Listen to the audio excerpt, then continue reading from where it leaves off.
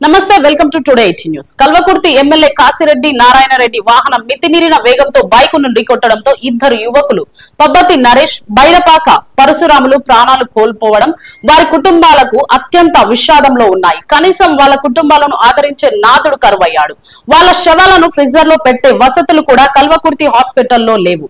పేదవాళ్ళంటే ఇంత చిన్న చూప. వీళ్ళిద్దరికి ₹1 కోటి ఎక్స్గ్రేషివ్ ఇవ్వాలి, కుటుంబంలో ఒకరికి ఉద్యోగం ఇవ్వాలి, బాధితుల పిల్లలను అసెంబ్లీలో తన నిధుల నుండి చదివించాలని ఆర్ఎస్ ప్రవీణ్ కుమార్ డిమాండ్ చేశారు.